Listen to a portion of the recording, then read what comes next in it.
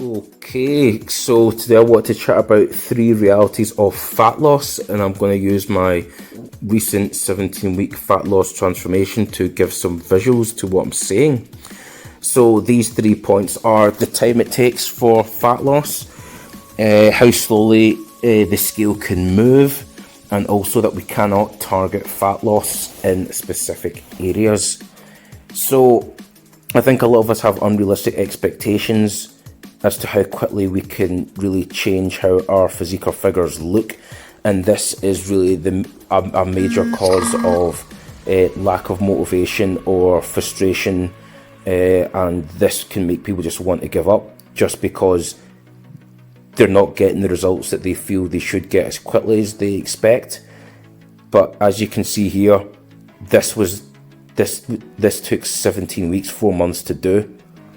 And I think a lot of people don't really stick to a fat loss target for anything close to what I've just done here. So we need to actually appreciate that this takes time and be committed to giving it the time it requires to get to where we want to. And the reason for this is because in general we can only lose about 1% of our current body weight as body fat per week. And on average this will be between, let's say, 1 to 1.5 pounds of body weight lost as body fat per week. It can be 2 pounds per week for some people depending on their starting body weight. But you'll see with me actually in this transformation, I actually lost under 1 pound per week on average because I lost 16 pounds over 17 weeks.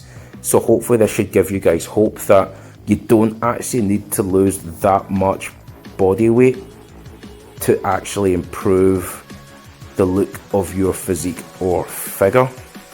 So what it is just a case of giving ourselves the time required to actually get to the sort of body fat levels that we are looking for.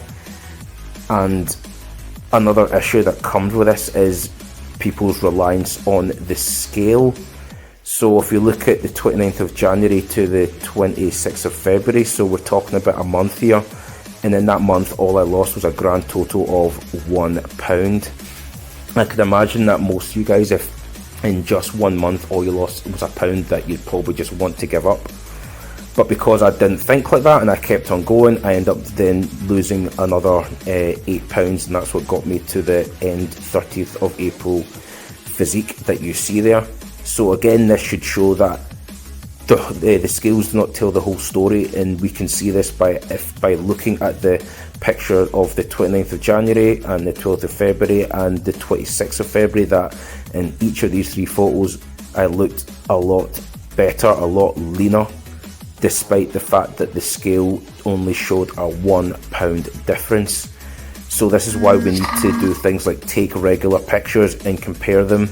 You can see how you fit your clothes if they fit differently. You can take measurements, let's say like your waist measurement, chest measurement, leg measurement. These types of things in conjunction with scales will give a more clearer picture of what is really happening. And also we can't target fat loss. So for me, my face and shoulders are the things that get leaner the quickest, and you can see that with each passing photo. Whereas my lower abs and obliques, so obliques are at the side of the abs, they only really started to properly come in, let's say near the end of February, or let's say mid-March. So we're talking about 2 months or 2.5 months before my abs and obliques came in. We all have different parts of us that are more stubborn in terms of our body holds fat there the most. And the only way to get rid of these areas is, surprise, surprise, staying at it for long enough to lose body fat there.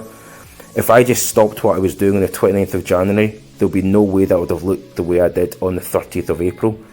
So really, hopefully this shows that we need to stick at this. This is a long-term game, and this is why we need to make this lifestyle. We need to have a good set of habits that we can stick to for long enough to get the fat loss that we're looking for.